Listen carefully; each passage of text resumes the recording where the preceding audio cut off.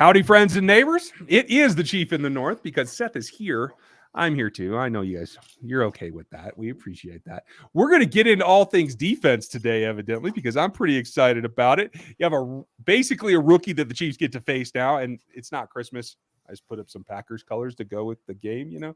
Don't be alarmed. Everything's fine. This is RGR football.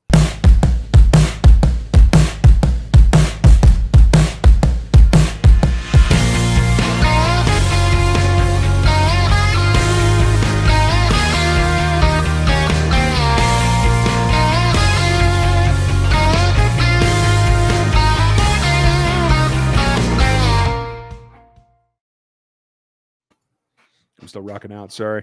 Got to shut off the alarm so I don't have to pick up the kids. How are you, Seth? I'm doing really, really well. Life is good. You should know, I don't know if you had the opportunity to watch last week's show. I let Josh come on board, and I got to host for a change while he, did various maniacal things. But one of the first things was we didn't even make it through the first 10 seconds of the show without him swearing because of how awesome he thought that picture of you during the opening is. And so I thought you should know that. Yes. He thought that was incredible. He was like, that is amazing. So honest, life is good. I'm glad. And thanks, Josh, I guess. Folks, that was a few years ago and a few pounds ago. I will put it that way. But if you would like a portrait like that, you can hook up with Jason Tracy Photography. That's my brother's outfit. And that crew is the one who took that picture. So I just like to throw out a plug every now and then. It is jasontracyphoto.com. You can find that. And I have a couple of announcements. I know Miss Holly, I don't know if she's in here yet, but I know she's a big fan. And I know Aaron is in. Stevie's here. I'm sure Gooch will make it later. I know everybody knows this guy, but if you saw, I was able to guest over on Tom Grossi's channel today. A lot of fun talking some reality, to tell you the truth. And the fun part is tomorrow, just before lunch, you're going to get Tom here on RGR. So I hope you guys are looking forward to that. That'll premiere 11-ish Central, I do believe. So a lot of fun in that one. You guys, if you haven't seen his comedy pieces, he does a great bit like divisional rivalries and everything. The AFC West one is hilarious. And he is not only a good comedic actor, but knows his ball as well. It was a good time. So check that out. We'll have it on here tomorrow morning, and you can always check out Tom's. I'll put his links in the description, not only here, but on the next one tomorrow. So that said, couple of things going on. Post-game this week isn't going to be immediate. We're going to be delayed a little bit because of that whole thing. Don't be concerned. It's going to be fine. I will let you guys know as it goes through the weekend. And that brings us to tonight and the fact that it's a mess in Green Bay this week, right? Like there's so much distraction. I'm a little jealous, but for me, and this is why I put the thumbnail the way that I did. It's go time for Patrick. This is defense that struggled, certainly at the intermediate level, ones that have had a couple of nice plays here and there, but in what he needs to do, should they play too high safety type looks like he's seen all year long, the things that everyone thinks is making him unable to read defenses for some reason. We'll get into that nonsense later. But this is a defense that he's able to target in the middle of their defense and have some success. So I think it's go time for him. He's got to go over the top. He's got to be back to full Patrick this week. And if they do, I think they can get on a run here towards the back half of the season. Yeah, I agree with that. Okay. Sorry, I do that to Josh all the time, too. I was temporarily distracted. Cole asked in the comments the link to the site, and I wanted to make sure that he got the link for the $12 a year. And so the one in the comments is the coupon where it's $12 a year forever.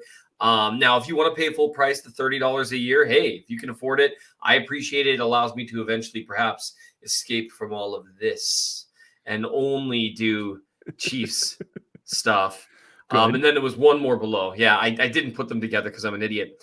I did think about, I was telling my wife, I was like, what I want to do is just go on Twitter and just beg like 50,000 people to subscribe.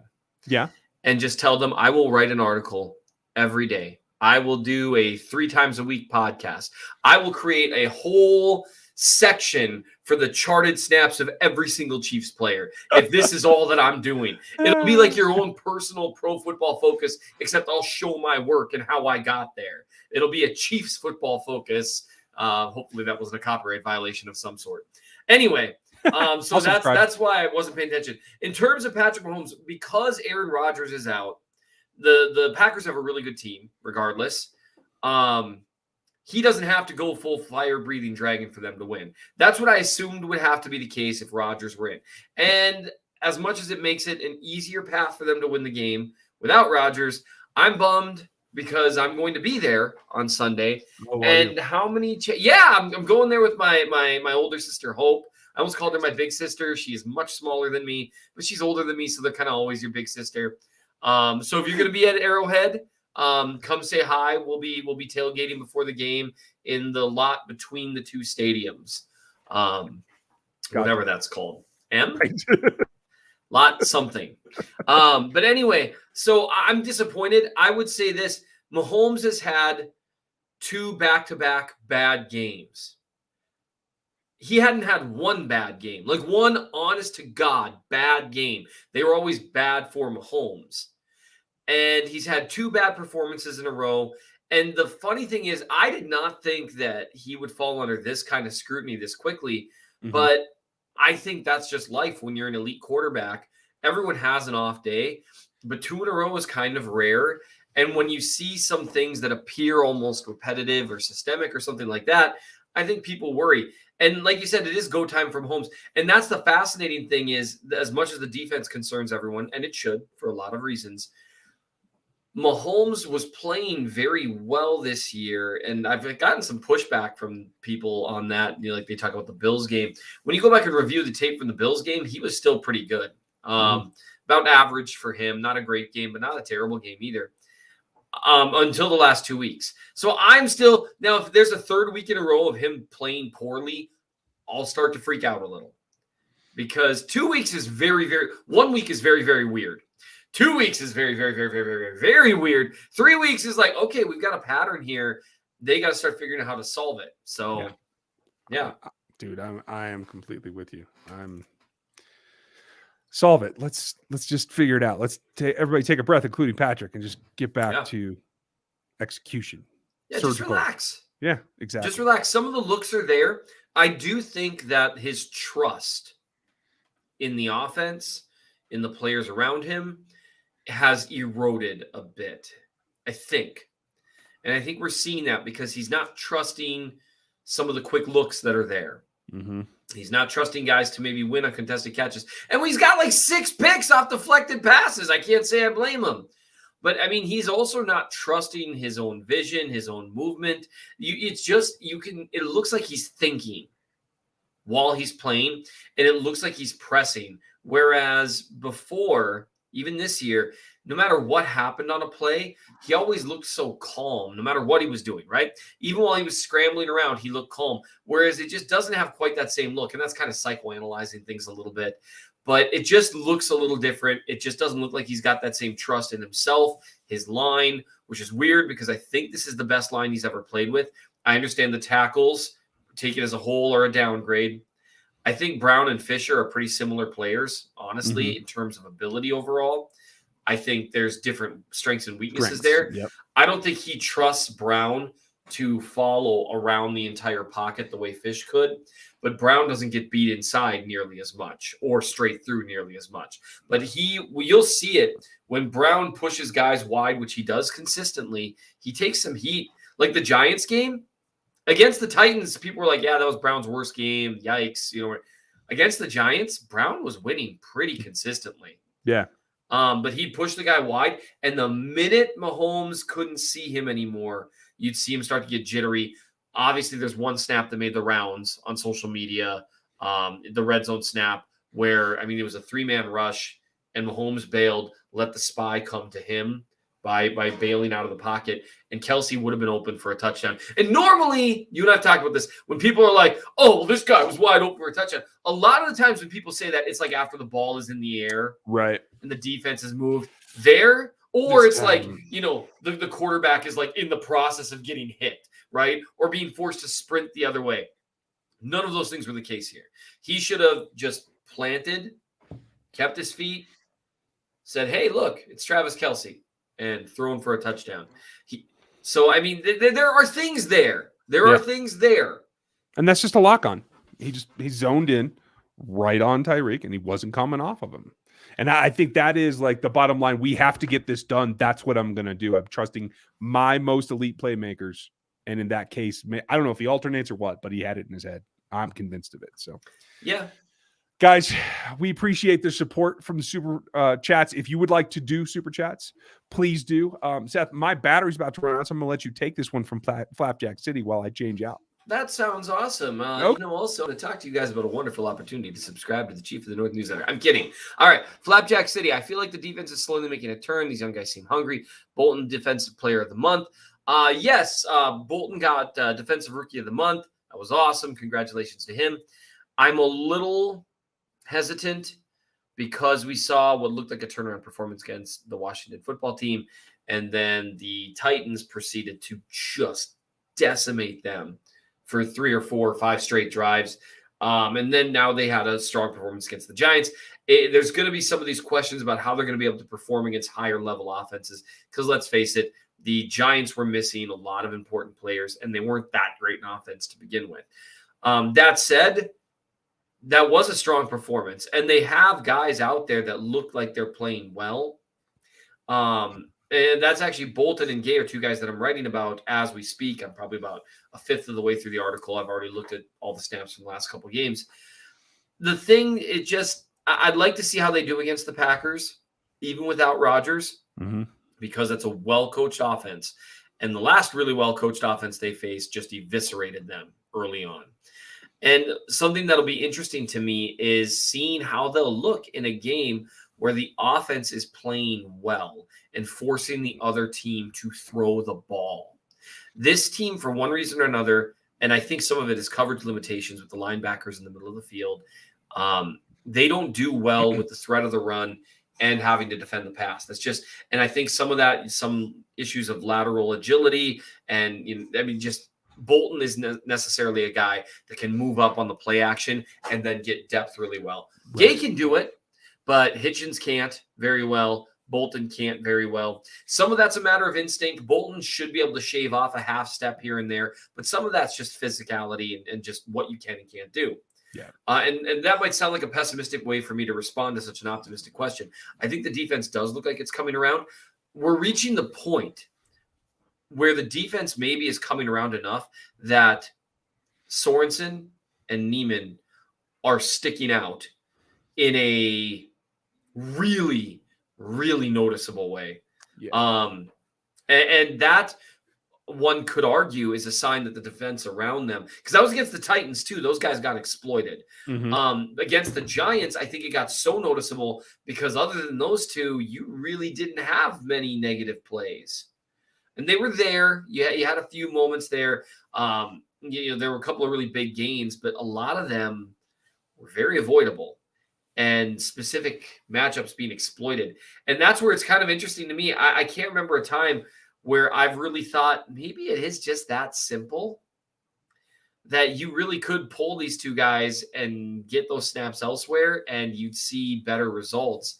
And I'm at the point with Sorensen where even in that third safety role, which, they pulled Thornhill for Sorensen in the red zone, and I assume because they view that as being stronger against the run, and he just immediately gets exploited in coverage.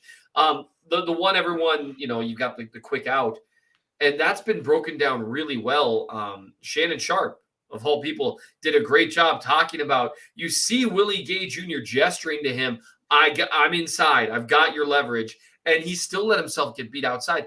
Neiman on a touchdown to a tight end gets sucked up so far by the play action. Clearly that was supposed to be his man. The thing that I have an issue with is you've got guys getting beat that are supposed to be your smart players. Right. And they're getting beat mentally. So that was a long answer, and I know we got more super chats, but I just, with the defense, I feel like if you swap out Sorensen and Neiman for even league average players or slightly below league average players, I wonder what the defense looks like. Raises the whole boat. It's just that simple. Thank you, guys. I appreciate that, Flapjack. And there's two super chats came in before we started. I didn't get to see those, you guys. And if you do want to support the channel, super chats are the way to do it. It does help us. This isn't the Q&A show. That's on Monday night. But tonight we will answer the super chats. So Thomas Passwater, thank you very much. There wasn't a question in there, but I appreciate the support as you always do. And then the judge, thank you. Is it more likely Rodgers to Denver or OBJ to KC? OBJ ain't going to KC, I'll tell you that. I think it's more likely. I think it's more likely that Rodgers ends up in Denver. Although I'm curious, Rodgers is not a guy to back down from things. Mm-hmm. And like with it leaking that Rodgers isn't happy that his vaccination status got released. And I'm just gonna be blunt with you, Ryan. I'm not here to talk about all that. Me neither. For the most part, that's another thing people can scream at each other about. I get it, fair enough, but in terms of competitive disadvantage and in terms of like trying to get away with saying some stuff like, oh yeah, it's like, objection, non-responsive. I mean, that was people are gonna have some questions.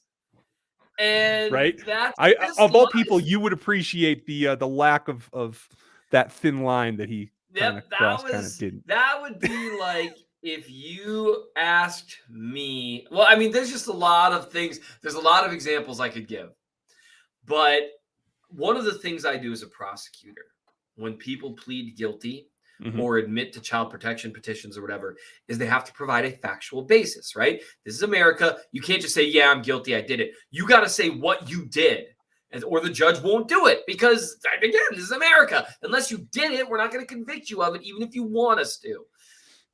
And the gymnastics people go through where it's like, well, would you say that you struggle with chemical dependency?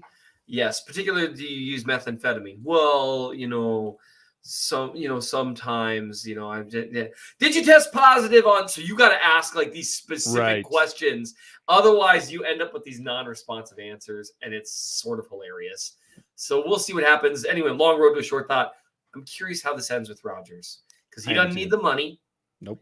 And I could see him being like the big old to people. Right. Yeah. See ya. Yep. And the league will do everything it can to protect him because he's a franchise quarterback, one of the best in the league. And about to be second one, I think. But MT, thank you for your super chat. We appreciate it. I agree with you. Probably a little bit too much in his head and a little bit, I think, internal second guessing. I don't know how much the outside influence is. I think the internal second guessing is the worst part. Voodoo, is it fair to say that Veach has drafted 6 blue chip players in Thornhill, Gay, Snead, Bolton, Creed, and Trey, and people should ease up on his draft classes? No, not one of those guys is a blue chip player. Whoa. Truth's the truth. A blue chip player is a top 5 player at his position across the league. Creed not one Humphrey, of those guys. boom. I will go to the mattresses on this one. Creed Humphrey's played half a season. I think he will get there. Is far too early to call him a blue chip player at this point. You and I understand, but this is what we're doing with young players. Player and Donald. Then you can show me. By definition, you have to leave alone because otherwise, by the definition you just gave, I love it when we disagree and stuff. By the definition you just gave, no draft pick of the last 2 years is a blue chip player. Correct. Right. Well, there are 3 on this roster. Fair. That's not the nature of the question. No, there are 4 on this roster. I lied. There is Mahomes, there is Kelsey, there is Hill, and there is Chris Jones. Those are the only blue chip players on this roster. So what you got to do, though, when you're answering the question in terms of, draft picks of the last 2 seasons, you got to say blue chip within the nature of the question. Right? Do I? Sure, of course, because otherwise you're Aaron Rodgers reading it. You're non-responsive. It's like, well, it's literally impossible. I've been immunized against blue chips. You've been immunized against blue chip players. I would say this. Snead has shown this year, for one thing, I don't know what was going on with his cleats on Sunday. Right. I mean, because he left a couple plays on the field. He had the easiest pick 6 of his life. When you see it on all 22, it's even worse. Is it? Because he had to slow down to make sure the quarterback would even throw it because he was so in position. And he just slipped. And you know what? That happens. I would say this. Snead has played decently this year, but he hasn't played as well as he did last year. And I think part of that is the expanded role. They gave him way too much to do way Agreed. too fast. I think they got overly excited with a really talented player. I do think Snead has the potential to be a blue chip player. I do as well. And I think Gay does too. I think everyone they listed there maybe has the potential to be a blue chip player. I agree. I would say only one of them is currently playing like a top 5 player at their position, and that's Creed Humphrey. Okay, and that's fair. That's an argument to be had. I agree with you, though. All of them have that potential. Right now, I would just call them Reds. Right, red is the second tier, the guys that are above average. They're Pro Bowl level, but not the elite of the elite. That's what the Blues are. Right. I'm gonna get myself in trouble here. Shit, there's a fifth. There's Tyron. I didn't mention him either. Sorry, Tyron. Come at me. I know I'm toxic. And I'm going to move us on from that very, very quickly. So the one thing I would say, and I'm writing about Willie Gay Jr. and Nick Bolton right now.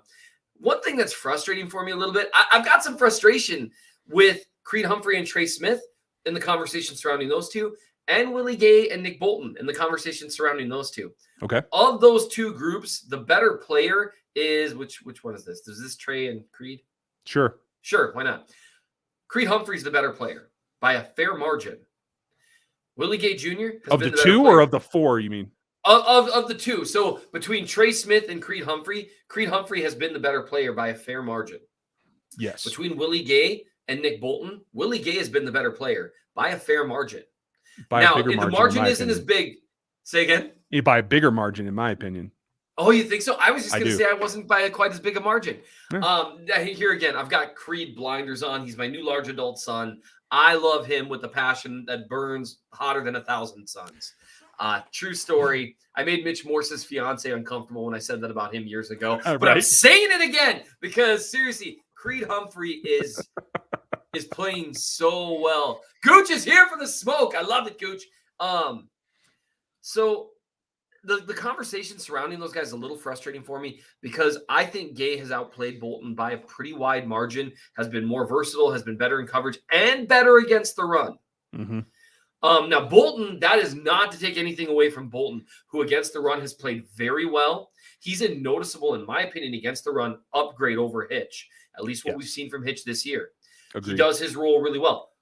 But Gay has outplayed him, in my opinion. I think he gets to his spots faster. I think he takes on blockers significantly better. He's got significantly more range and coverage and closing speed, if you want to talk about that stuff. None of that is to take away from Bolton, the work he's done against the run. He just hasn't been as good as Gay. I will say this, though. The last 2 weeks, Bolton has had a noticeable jump playing at the middle rather than playing on the edges. Yes. Bolton belongs at Mike. Yes. In terms of and nowhere else, unfortunately. Yeah, I don't think he's a Sam either. Right. I mean, if the role exclusively existed of my wife, by the way, Angry Drunken German said he called Josh. He was asking why I was getting roasted by the first year out or the first day out American Idol guy. And Josh was just floored. I have never seen him so he was like, oh my God, he's never been that roasted in his life. So Road Nation's real, bro. Yeah, with Bolton at the mic, you've seen a noticeable uptick to where he's gone from a decent run defender who made splash plays but struggled with some things to an above average, maybe even very good run defender. He does still have some pretty serious issues in coverage that have to get addressed. That said, Hitch has some limitations in coverage too. I was going to say, I think it's a net positive. I think so too. You have to protect Hitch in coverage. You have to protect Bolton. And it's what we saw in film at Mizzou. It's what I told you guys last year. He's not a lateral coverage guy. Can he do a straight hook drop between the hashes? Sure. And he plays downhill. Yeah, and he's working on that in terms of recognizing he doesn't feel guys coming into his zones. Gay is not just more athletic, he's more natural in that. You see him just feel it a little bit better. And that's probably because he's more of an athlete. He can just focus on what's going on around him because the movement doesn't have to be as intentional. But so none of this is to say I think Bolton and Gay should stay on the field. They should figure it out positionally, snap-wise. They should be the nickel linebackers. Yeah. Yeah, I think those should be the nickel linebackers. I think Hitch belongs on the field. Hitch can play Sam. I mean, Spagnuolo was clear that he's not going to do that. So what I'm guessing, you're going to probably see maybe Hitch at will, and then you're going to see Bolton in the middle. I prefer that to flipping them around any other way. But Hitchens doesn't belong at will. No, he doesn't, and he doesn't have the legs to do it. And the problem is that Spag's going to stay stubborn and keep putting him in, taking Nick out of the middle, and that's going to weaken the defense overall. Absolutely. And that's but in terms of the conversation with Gay and with Bolton, I think you see these last few weeks, you can see the future with Bolton, and I think it's a pretty bright one. But Gay, I think, is the superior player right now, and I think his ceiling is higher. And so that's been frustrating me because Bolton is the one getting a lot of the accolades. If you go back and watch the tape against the Giants, Gay made more plays and harder plays. Bolton, man, he finishes really well. And none of this is to really go after Bolton. I feel bad, like it sounds like it. But I do think the conversation there is skewed in favor of Bolton when it should be skewed in favor of Gay. Similar thing with Trey Smith and Creed Humphrey. Trey Smith, I think, deserves some consideration for Pro Bowl looks and that type of stuff. Although it's tough, man. There's some really great guards in the league. There are. But he has not been as consistent as Humphrey. Mm-hmm. And Humphrey's made just as many good blocks and not nearly as many bad ones. And that's not to say Humphrey's made that many. Oh, no, don't do this to me. The other thing for me is consistency is certainly the key. I agree with you there. The problem is when Trey does lose, he loses rather spectacularly. He does. And that's a problem there in terms of trying to get to that upper echelon. I think he'll get there. I think there's a process here where he in particular has some physical maturation he can go through. I think he can lighten up a little bit and get his feet quicker. I think he's going to be that much better off. And he's still, when he plays well, he plays well. But when he loses big. Right. And he doesn't really lose big all that terribly often. Like he is a good offensive lineman already as a rookie. That's so impressive. He just happens to be playing right next to a guy who so far has played at an elite level, who has been and Creed does collect some pancakes. The thing is just when Trey really does win, it's like the helmet comes off. Yeah, it is brutal. and that's, to me, the conversation has been like Trey Smith deserves all pro consideration and Creed Humphrey has been really good. I'd flip that. You know what I mean? To where I think Creed deserves all pro consideration and Trey Smith has been very good. I am completely with you. And again, we're picking nits here of very good players. And the original question, man, we're going to be so far behind in Super Chats. We so are. the original question, should Veach get less crap about some of his draft history? I think with how the 2021 draft is starting to suss out, I think so. Yeah. But there's still just some of those misses in there have been really big misses. Yeah. A criticism for some of the choices are certainly there. I will say this too, though. It is more for me about placement of those selections rather than the fit of the selection itself. Yeah, that's fair. We'll get into that here in a second. Odin's Child, thank you. Skull to you. And thanks for checking out Tom's channel. Like I said, we'll be back here with him on here tomorrow. Fun guy to talk to. I got to tell you, he gets a reputation as more of a comedian than a serious podcaster. The man knows the game as well. It's fun to talk ball with him. And here's Joseph. Thank you, Joseph. Appreciate it. Another super chat from you. Under over 15 for Gore this week. He looked like in the Packers' weaknesses against the run. Aren't they a god-awful run defense? They're pretty bad. I think it's okay. What I want would be over. Right? Me too. What I think will happen will be under. Okay, we're in lockstep. And that's not a shot. I know Darrell Williams is your guy. He is. But you can see a difference in that first and second and third step with him and with Gore. And even when you're running gap, that matters a lot because especially with gap, honestly. And you got to get there. Yeah, you got to get there. With Gore and Williams is trying, you can tell, to play with a little more change of direction, a little more versatility. Yep. And sometimes it helps, sometimes it doesn't. Gore looks like an average NFL running back with a little bit of explosion. Williams looks like an average NFL running back with a little less explosion, maybe a little more power. I wouldn't necessarily agree with that all the time. Between the tackles, I do agree with you. But I think Daryl's really shown that despite his size, he is a pass-catching back. And he is more explosive when he makes those catches in space. It's that run up from 5 yards deep that he doesn't get the train going fast enough. Yeah. And he does look good in space. He looks like a better. So that's a fair point to make. We haven't seen Gore do a lot of it. Right. And I want to address this one. So Flapjack said you have to apologize for this, but Gore looks faster, cuts better, hits the hole better than CEH, trade CEH in this offseason. I think he might be a tad more explosive in a straight line than CEH.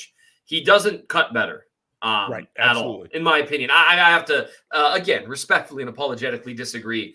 I think people should really start looking back at cuts that CEH makes. Here's what I would say. What you saw early in the year was Clyde running a bunch of zone and stretch. And now we're seeing Williams and Gore run a bunch of power and gap. Yeah. And Clyde, I think Gore might have just enough explosion maybe to hit some of those stretch runs. Maybe. But I still I got to see it. Yeah, I'd have to see it. And it's not what the line is good at. I think, and this is what's going to drive me crazy all year. And if Clyde gets healthy and they start going back to a bunch of stretch, I'm just going to lose my mind. Yeah, you and me both. Because, and you need mostly power. I mean, that's what they should be doing. It's driving me crazy. It's even driving me crazy when they're changing things up in the sense that they're, tightening their formation and bringing in a tight end and a fullback, which brings a couple linebackers into the box. And I'm like, are you not seeing what's happening when you are spreading the field? You got just 5 linemen there, which means you end up with 5 or 6 guys in the box, and the defensive linemen cannot handle it. They can't handle whether it's Tooney and Humphrey with an initial combo and one of them climbing to the second level and Trey Smith walling a guy off, or the flips of that. They can't handle it. No one has been able to. And then they just move away from it. I know. It's driving me crazy. I know. I 100% with you. If I was on that staff, I'd be fired by now because I would be screaming this. Well, yeah, you just be like, why do we need to switch it up? They can't. Teams have shown they are not willing to stack the line against spread formations. And they shouldn't be. That would be insane. It's the old thing that Gunther used to say. We're going to try to stop the run until we can stop it. And on the flip side, if you're the offense, you do what you do well until they take it away. Yep. You don't abandon it in the meantime. And it was so interesting. And that's where it becomes interesting talking about Gore, that he was clearly running well. They were running power sensationally. Mm-hmm. And then they just moved away from Gore. And even some of the same, and I understand you got to have some variance, but you know what? Do you? When you can force your opponent to line up the same way, do it again. I mean, I swear, I would love to see them run like the same run, like 4 plays in a row. And can I see them attack with multiple routes from a stacked release or however they want it? I don't care. Yeah. Run your 3-by-1 if that's what you want, but attack the same safety. Yep. Don't run these dual route combinations. Go make a guy make a decision and put it on him. It's driving me insane as well. And Flapjack, thank you for the support. I'm going to try not to get too hot, and you don't have to apologize for your opinion at all on here. No. Gooch, you're the man. Attack them Cowboys. That's what I'm saying. William, thank you, sir. Why would you think Dan would be better against the run than Thornhill? Did they watch him versus Derrick Henry? I did notice a play where Juan hesitated and let Tannehill convert a 3rd down. Yeah, I think I remember that play as well. And you're right. I do think he got caught between his assignment and what he thought was happening. Yep. And I'm still okay with that because I'd rather Juan take a chance to be wrong every now and then than Dan nowhere to be and get beat just because he can't play. Period. Yep. Sorensen would have maybe been a better choice in the red zone. Maybe coverage matters a lot in the red zone too. It does. It's quick. You can't recover in the red zone. Right. If you're talking about a guy to have in the box, in years past, Sorensen would have been the choice. At this point, with him having lost a step and frankly not tackling all that well this year, I don't know if even, and Thornhill is not an in the box guy. No. I would rather, I don't care. Crud, put Armani Watts in there. I don't care. And he's not a box safety either. But neither is Sorensen at this point. Because the Sorensen can do one thing in the box. He can blitz well. Yep, he can blitz well. And the thing of it is, honestly, when you're asking a superior athlete, at least superior to some linebackers and stuff, to just blitz, crud, I would love to see Armani Watts blitz. I bet he'd be good at it. And so that's a frustrating thing. I don't know why they would think that. I would say one weakness this staff has shown, and this is not just a this year thing, but it's been much more blatant this year, is an inability to they hang on to personnel. There's a little more loyalty there. It's kind of like during the Super Bowl season when Wisniewski played because of injury and clearly was a superior option. And then they still went away from him when health permitted. And then they eventually went back to him. But it's almost like they do it once there's no choice, kind of like Thornhill and Sorensen this year. And that's been tough to watch. I agree. It's beyond loyalty. It's stubbornness. It is wanting what you want for what started out as good reasons, but it is not doing a legitimate evaluation of how these games are being played. Right. And I think that's a really good way of framing it. And it's honest. And it also, you see it with the comments they make about Hitchens. Like, well, he's the guy who smooths everything out. They've had a catastrophic number of miscommunications this year on defense. Yeah. And they have to be honest about that. They have to say, yeah, we like what he brings, but for some reason or another, it's not working this year.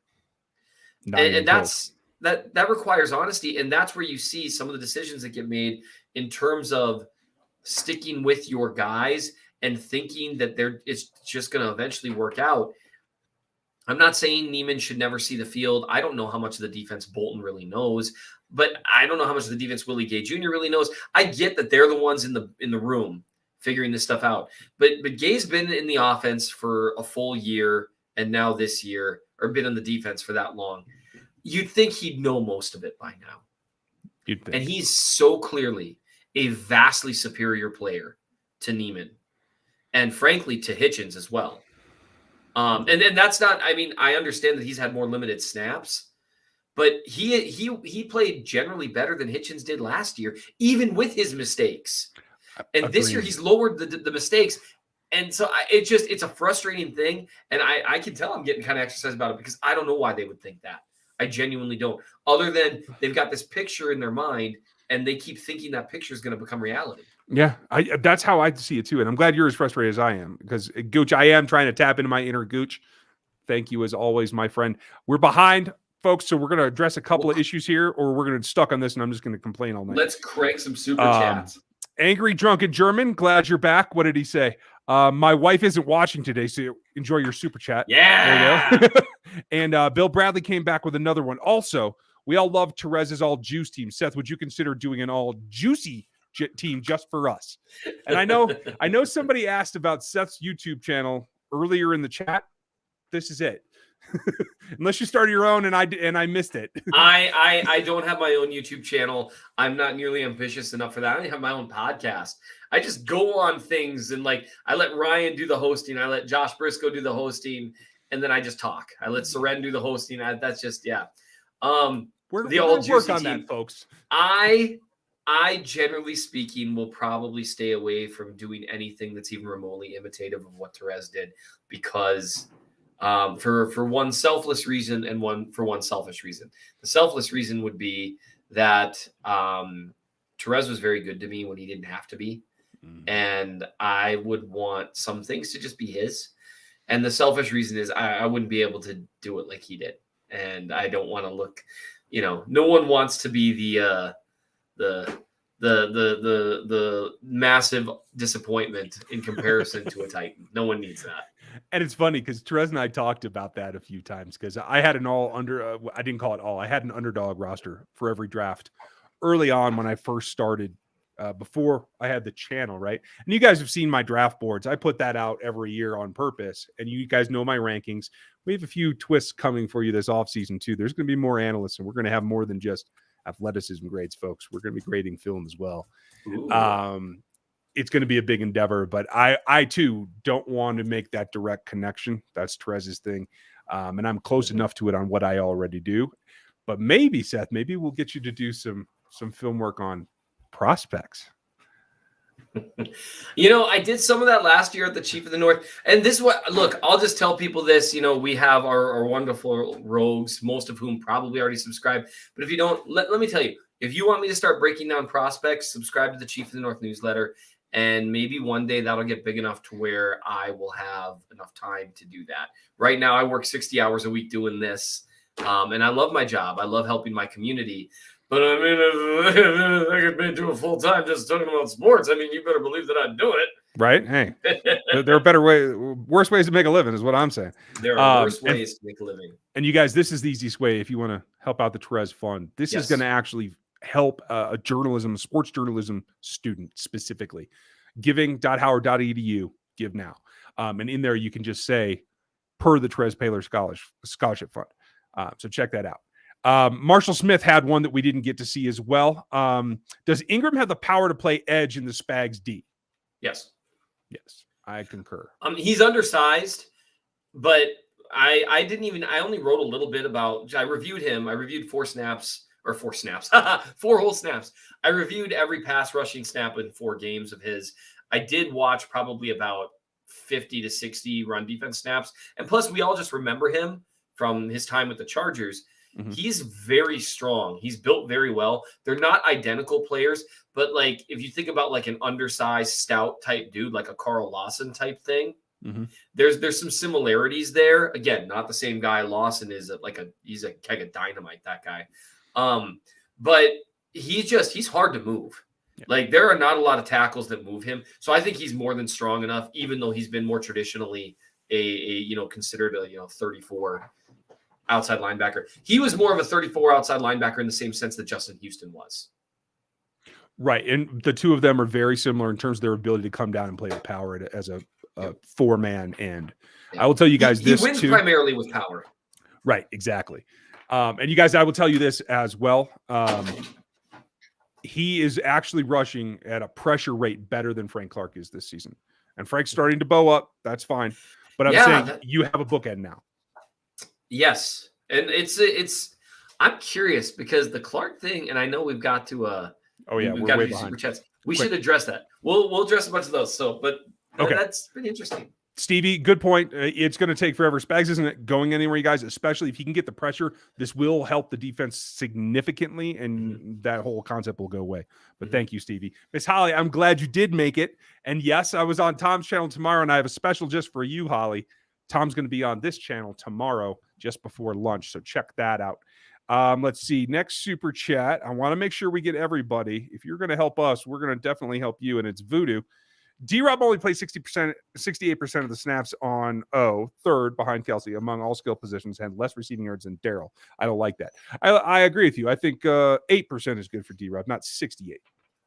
Right. And so we've seen now we're in year 3. They don't trust Hardman to do certain things, and they haven't found a viable replacement for Sammy. That really is it. Pringle, I would prefer those snaps went to Pringle over Robinson. I think he's shown more with the opportunities, but that's why they grabbed Gordon. And whether or not, I think Gordon had the most snaps that he's had against the Giants. Although I will say he wasn't separating from man coverage. No, I didn't see that much either. Although I haven't seen the All-22 yet. I do have it. I just haven't had a chance to watch it. So. Yep. And they were letting the Giants, just on a side note, when you watch, like people made a big deal about Kelsey not getting separation. For one, they put one of the very best corners in the league on him on a lot of snaps, and they were letting him just tug and pull and grab Kelsey all over the field. Yeah. And that has traditionally bothered Kelsey. I mean, that, games and you can see the frustration. Yep. Games where defensive backs are allowed to play him unusually physically, he's struggled for him at times. It's getting to the point that it's a joke, though. It's not just unusually physically. They're tugging and holding and stuff down the field, and they're not getting calls. This is a failure of the officiating, as far as I can see. Absolutely. And I'm not one to bitch about the refs very much, but right, the truth's the truth. Thank you, Voodoo. We appreciate your support. Jared Kirk, I'm not sure. I thought it was a 4-year contract when he signed. Seth's going to check that, and he'll tell you about that tomorrow. While Stevie reminds me to tell you guys about the huddle tomorrow. So, me and Tom, it's going to go up about, I think 10 Central. Might be 11 Central, now that I think about it. So, Tom Grassi on here talking about this particular game. Then later that afternoon, Rogue Head Huddle with Stevie and Gooch is going to come out. Then on Saturday, you members get the picks pool with Aaron and the RGR crew that he has already done. By the way, Aaron's going to be in the Discord tonight. So if you guys are members or you want to become members, probably too late for tonight because I won't get you added. But if you join the memberships there underneath Seth, it'll say join, or on mobile, it'll say it right next to the RGR icon. Join that. join at the rookie level and above, and then email me, and you will get added to the Discord. This is our private Discord just for members. Stevie Gooch and Aaron run it, and it's a great community that's just the insiders from this channel. And they're going to be, I believe, live streaming. Aaron, you correct me if I'm wrong, live streaming the game tonight and their reaction to it. And that's a hangout you can be part of if you're in the Discord. So all you got to do is become a member at the rookie level or above, and email me right here at rgrpodcast.gmail, and then I'll get you the invite. That is the only way that it works right now. I'm trying to automate it, but I haven't had much luck yet. I am. There are certain things that I can't even get figured out. So Jared, thank you for that. Seth, did you find an answer on the contract for Spags? No, and then I gave up. Okay, good work. Doesn't matter. They don't generally release that to the public anyway, so you have to kind of get it from a secondhand source and that kind of stuff. So, hey, DTKC, thank you for your support. We appreciate it. I believe it's the coaching. Some fault of the players, but 99% of why we are losing is the coaching. I'm not there yet. Are you? No, not 99%. I mean, if you want to include the coaching is the reason that Neiman and Sorensen are on the field, that matters. In my opinion, quite often people tend to blame coaching for everything, because it's easiest. If the players aren't executing, well, the coach's job is to get them to execute. Well, if the players are executing, but the scheme is bad, it's the coach's fault. So you notice how no matter which way you flip it, it's the coach's fault. Mahomes' struggles, I don't think, is really on coaching. I don't. He's not being asked to do anything he hasn't done a million times. So. I thought it was a little rough the first 5 games, I want to say, because I didn't feel that they ran enough routes that actually attack the zones in the cover 2s. Right. They changed that though. Yeah. Those have been there. The looks have been there. You watch some of the combinations develop. They are there. The Giants game, maybe not quite as noticeably as the Titans game in terms of guys being open all over the field, but I gotta still look at that. I'm going to be doing that charting hopefully in the article coming out tomorrow morning. We'll see. Welcome, Scott. I do think that there is a hefty amount of blame in coaching in terms of the stubbornness stuff, and that's where you saw you and me get so fired up, is that they are not doing some pretty obvious things, in my opinion, to make their lives easier. Especially once Clyde returns, I really think that you should not abandon the RPOs because they're important, but really they should be running the spread and just plowing straight ahead for an easy 5 or 6 yards. There are plays where, the Chiefs, I think they lead the league in yards before contact in the running game. And plus, they have an ability that few teams do, especially running out of this spread, out of the shotgun, motioning Tyreek and McCole Hardman back and forth on this jet sweep action. They have the ability to pull linebackers that very few teams do. So you combine that with their ability to block up front, their ability to spread out defenses, and a pair of unique talents that they can even line up in the backfield and utilize some of those jet sweeps with. They could have an incredibly varied run game just out of the spread. Yeah. And you don't need to make it harder on yourself. So I do think coaching shares a pretty big part of the blame, but I wouldn't say 99%. Folks, I just want to point out that you just heard Seth echo what I've been saying for the last 5 years. They should run the ball more. I just want to say it. I just want to boil it all down. In previous year, I wish I was here for Josh last week. I wish I was here for Josh last week, because the first time Josh had me on his radio show was the championship game where Hurts got pulled for Tua. Oh, really? And I literally told him, I was like, they could have used the fullback of that, and he almost hung up on me. Oh, yeah. and at the NFL level, the vast majority of the time, teams don't pass the ball enough. Yeah. The Chiefs are in a unique situation right now where teams are playing them a very unique way. They have a unique line. They have an opportunity here to do things a certain way. And then once you've beaten a few teams to death like that, and I think they could, I don't even think they'd make it through a full game. If they really committed to it, I think you would have a couple of drives. And they started that against the Giants, and people commented on that, where they just marched down the field running the ball. And, you sprinkle in a couple of play action looks in there, whatever, right? A couple of jet sweeps, maybe not even do that. I think you make it through 2 drives like that. And you will pull the second safety down. Yeah, and they're going to see him pull the second safety down or have them play closer to the line of scrimmage, making it harder to, flood deep as well as shallow. I think you would. Holy cow, Holly. Holly Hundo is in the house. Oh, and I didn't know Tom gave you that name. That's great. Just showing appreciation for you. You were in a car accident on Tuesday? Holy crap. Well, we're grateful it wasn't worse and that you're all right, at least able to type. I hope you're feeling all right. Yeah. Maybe Yeah, feel later, better, Holly. maybe down here in the chat, somebody said, I have to look. I'm not good at scanning the chat, you guys. It's hard to see.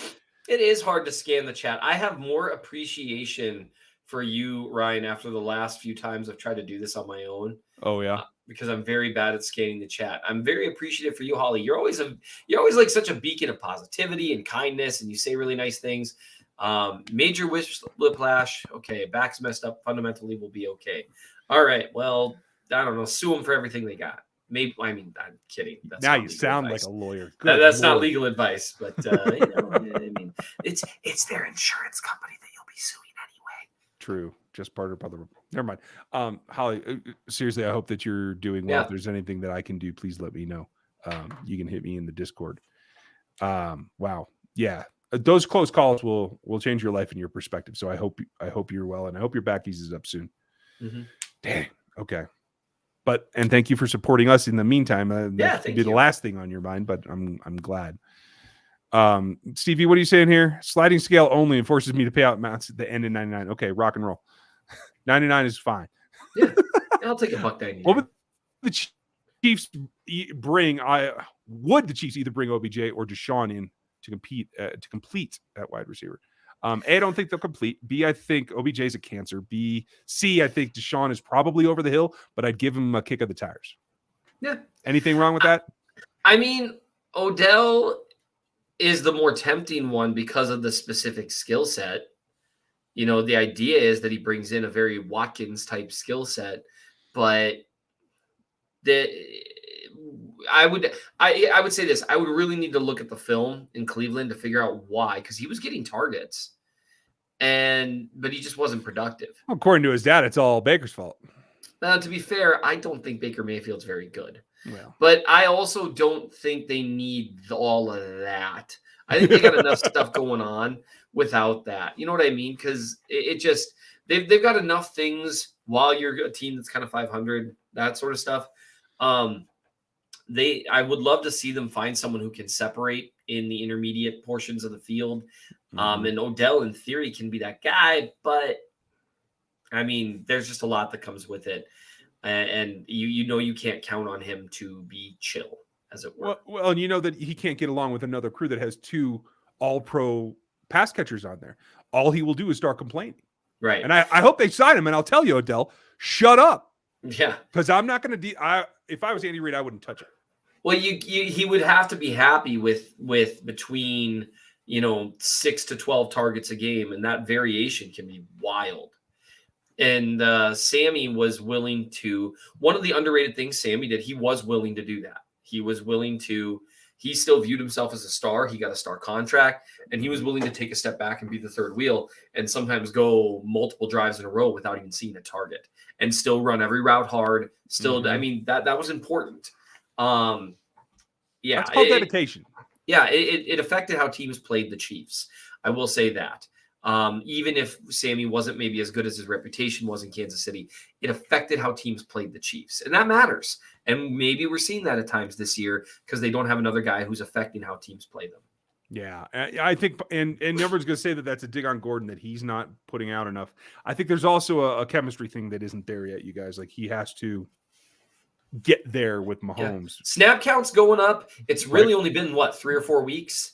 Yeah. And I think some of it's their own fault. They really wanted to kind of pump up some enthusiasm, but they really made it sound, this guy's going to hit the field and become a big part of our offense. It's like, well, I mean, he hasn't. It would have been nice if he'd caught that first drive, the one that went off his hands and then off of I don't think it hit his hands. I think the defender got a hand on it first. Oh, maybe. That was my impression anyway. Like I said, I haven't seen the 22, but right. I don't know. I want to clear something up here. Somebody said it and it just scrolled past me. In reference to Joe Blameyer, why do you let a quality control coach wide receivers? Because he's a former wide receiver, and because that's how you get in the league. That is your first job on every coaching staff, is quality control. Yep. And he does all the film work for Andy. Andy has called him out for the last year and a half about how much he contributed. And when you had an opportunity because of the running back coach leaving last year, it didn't make sense to slide him into the wide receiver spot, into the running back slot, when he is a passing game coordinator former wide receiver. That's why you put him there. And you let Greg Lewis go coach your running backs and honestly make them better receivers. I feel like Daryl's improved as a receiver with Greg Lewis as his coach. Do you? Yeah. Yeah. Okay. So anyway, I just want you guys to clear that up. They're not like reaching down to the gutter for a player for a coach. That's where coaches start and they build up the ladder from there. He has definitely earned it. Holly, he's not going to be the backup. Jordan Love is starting against the Chiefs. That is the fact. Alex seems to want OBJ, so that's one person who disagrees with me. That's perfectly fine. You guys talk in the chat and see how many there are. Any word on Ingram active for Sunday? Spags hinted about it today, but he didn't commit to it. I'd do it. Yeah. I mean, who do they pull in favor of him? It wouldn't be Dana. Probably be Okafor. Possibly. I feel like we got one D lineman who's been active that I'm forgetting about. Saunders, we don't know if he's going to play anyway. And he has been active in the past, so it might be a simple swap there. Yeah, that's been a bummer. Well, I mean, I suppose it seems like he's practicing now. He was playing pretty well before he got hurt, so I would assume they want him out there. It is going to get a little more crowded with them playing Jones more inside, which they've been doing for weeks. It's now getting more attention. That's been frustrating. I've been telling people he's really been inside more than you think, and people are like, they got to get him away from the edge. I'm like, no. I mean, yeah, but no, like they already are on obvious passing downs. And I don't really care if he's on the edge on first down, Although I would say that I think they've shown against the Giants and a few snaps against the Titans that even on early downs, maybe he really is better off in that 3-tech. I mean, it's just where he's comfortable and where his particular skill set seems to do the most damage and doesn't get taken out of the play. Well, and I'll tell you this, I found the more that I watched him specifically, the more that tackles understand that if they retreat in their kick slide fast enough and don't let him to their body, they can win a rep long enough to let the ball get out. Right. And they don't have that advantage when he's inside in a gap. Right. You can't keep him off you because you're right there. The in space stuff, it was a problem. And there were, as the weeks went along, I think he was winning a lower percentage of his snaps. And he was still a good pass rusher from the edge, but not like what he is on the inside. Right. He's a destroyer inside. Right. And that's, again, it would have been worth it if Jaron Reed came in and was almost a destroyer and you didn't have anyone else on the edge. Now, if you've got a guy like Ingram's a guy you can give plenty of reps to, and he'll do a good job. And now it's hurtful because now there's at least two guys who can take advantage when the double goes somewhere else. Right. Yep. And then it becomes, it can become actively harmful at a certain point. And so I'm guessing what you probably see most pass rush downs at this point now will be Clark, Ingram, Jones, and either Reed or Wharton. Yeah. I think they'll mix in Saunders some as well. He's got some good pass rush snaps. Oh, yeah, for sure. When he's back. Right. And Ingram can slide inside too. He actually can rush pretty well out of like a 3-tech type spot. It's kind of impressive. He's built strong. Yeah, fair enough. Odin's Child, thank you for asking. I just put up a beer review 2 weeks ago when I was in the Bahamas. My partner had some issues health-wise, so we had to shut that down for collaboration. I've got about 4 episodes that are recorded. I just got to edit them, and during football season, that's really hard to do. So you will have more content. If you guys like craft beer and craft, I'm about to get into spirits as well. Look for that in the offseason. You can check out RGR Craft. Simple search on YouTube. It's the other channel that I always refer to. But thanks for asking, Odin. Appreciate it. We're going to wrap up and see what other questions we have in here, you guys, and then we're going to let Seth get on down the road. Juju Smith-Schuster is a realistic offseason acquisition this year. They tried last year, and he didn't want to do it. Yeah. I'm curious. I mean, maybe they kick the tires on that again, but I mean, he's next though. I don't either. Why won't the Bears let Allen Robinson go? I don't know. I'd rather draft Treylon Burks than sign Juju. Yeah, it's a position that's needed some addressing, and that's one position that I'm a little skeptical of their ability to identify guys to move the needle. We're going to have to talk about why the misses are there because clearly, not only from the draft, but from everything that we saw in OTAs, the fact that Noah Gray played only 4 snaps last week is a problem. It's a miscalculation. And I know it's just the first year, and sometimes guys need that transition time. I, of all people, understand that. But when you are tight end deprived, it's halfway through the year, and you have put a ton of time into bringing him along. At some point, he's got to put out, and you got to put him out there and let him try. Right. And I do think, the Jody Fortson injury, and obviously he's my guy, and all that stuff. But I think that set the offense back further than it should have, because you could see that it was right there, and there was a role to be had there. And I think that would have helped the last few weeks. Yeah, if wide receiver 3 wasn't going to do it, it was starting to become tight end 2 could. And he could be the guy that takes advantage when everything else is doubled. Did you see how often and how well? Credit to the Giants defense. They doubled both Tyreek and Travis on multiple reps and did it well. Yes. What Andy Reid described it kind of as halo, which is a nice way of framing it, because it makes you really think about those zones. Because you're not going to have 2 guys like lined up right across from Tyreek Hill at the snap, because that'd be a dumb way to double them for starters. But it was just it was just an interesting thing to watch. I really want to take a look and see how often guys were open.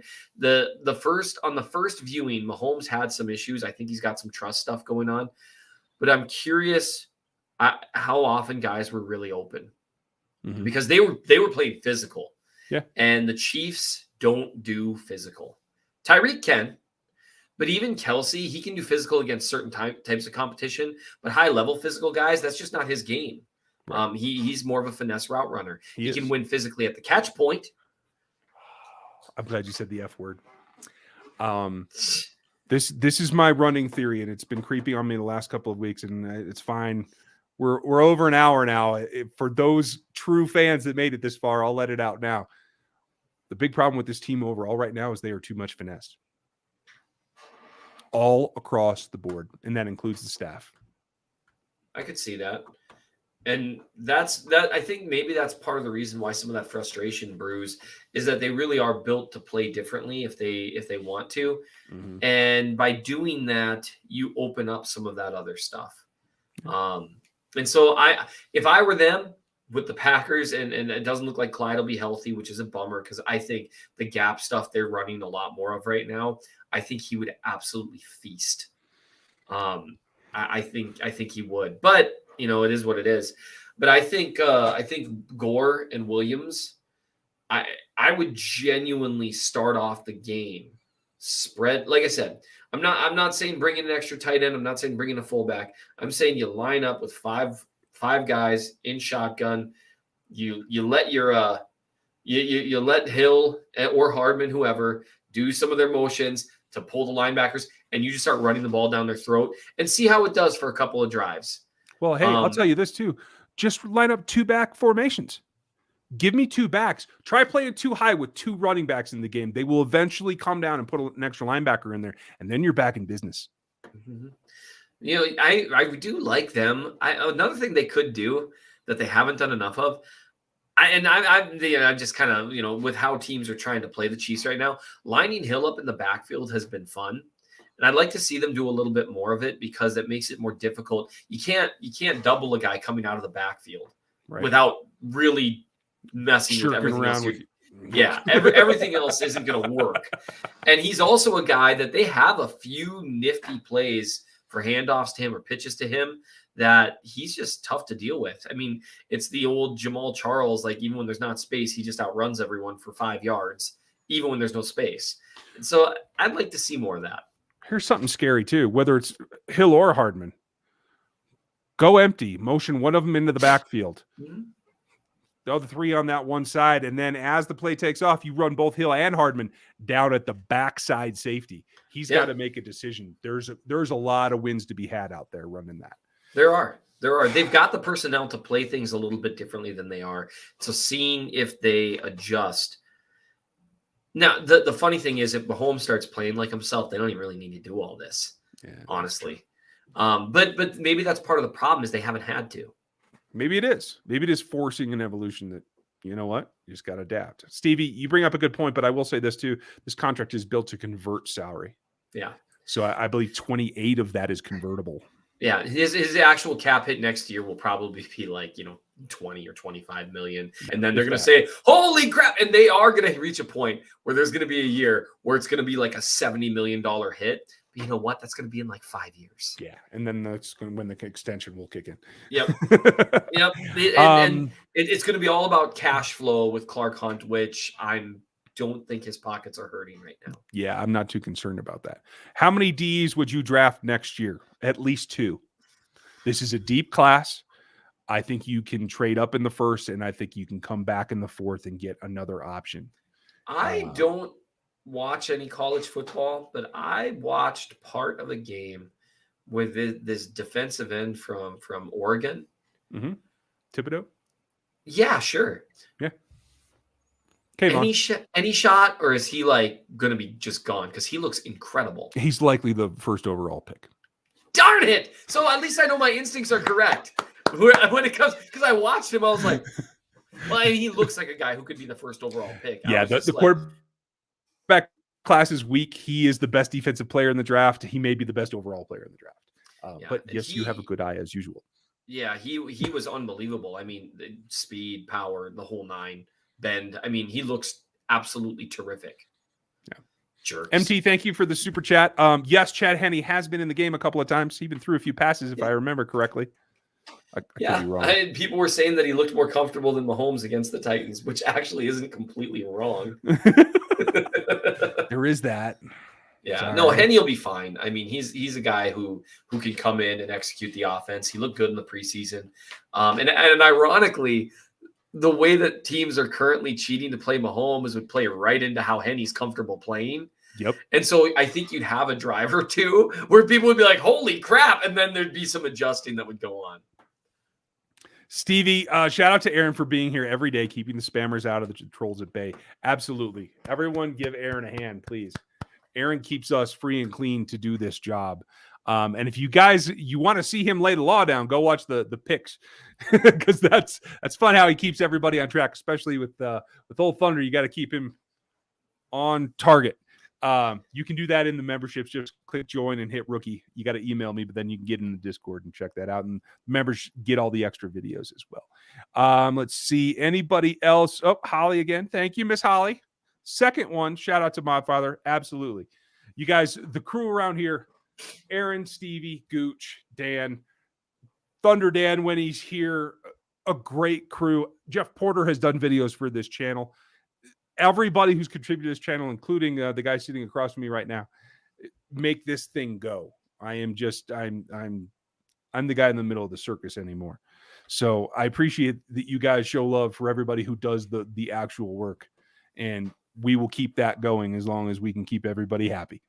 That is my job, and I will keep that up. So if I disappear, Seth has taken over, and I'm in a ditch somewhere, and that's just the way it is. So. Okay, he's considering it out. He knows people. What kind of thing are we talking about here? I'm gonna need a bottom line number. I'm willing to listen to anything. Okay, so that's the way my demise comes about, folks. I hope that you guys enjoyed this one. Thanks for all the time as usual, Seth. This is your show. Why am I thanking you? I don't know, because you're a very polite person. Hey, real quick before we go, those anyone who's gonna be at the game, like I said. Yes. Come say hi.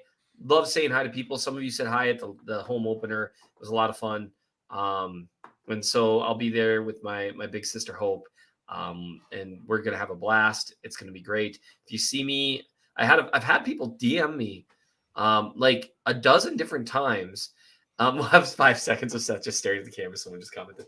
I've had people DM me probably at least a dozen times saying like they saw me wandering around at Arrowhead, or they saw me even like in public in Kansas City, or like in my seat at Arrowhead, and like they didn't say hi because they didn't want to bug me. You're not going to bug me. Like, seriously. I mean, you could bug me. Like, if you just like, hey, like start poking me, that would probably bug me. But coming up and saying hi and chatting for a few minutes, that's never going to bother me. with notable exceptions. It's 3rd and 10, and you're like, "Hey, I'd be like, dude, what are you doing? Like, there's a game, Watch this." but please feel free to come say hi. I always appreciate it. I encourage folks to do that too. Say hi to Sean. I didn't mean to forget Sean in the group of guys that contribute to this channel. Sean's been doing a great job with game day stuff. He shoots that day in the parking lots as he's tailgating, along with his channel. You got to check out him. Josh Fan is in the chats as well. Check out Josh's channel.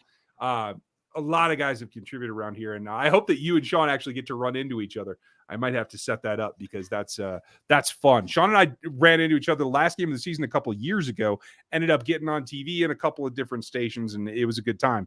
I think that they should do that for you as well. That would be fun. And Holly wants to know exactly where you'll be again. It is Lot M before the game. This is where we'll be. It's the one between the two stadiums. My host from week 1 is once again my good friend Clint. He's hosting us for tailgating, and my friend Scott, who's hosting us for the game itself. He's not a super tailgater guy, and so Clint's gonna make us food because he's awesome like that. And then we're gonna hang out with Scott because he's awesome like that too. So it's gonna be so much fun. But yeah, come say hi. I'll be in Lot M somewhere. I'll probably tweet something.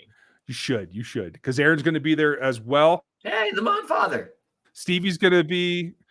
Yeah, and he's going to see Sean. Thank you, Holly. Anybody else? I want to make sure I hit that. All right, rock and roll.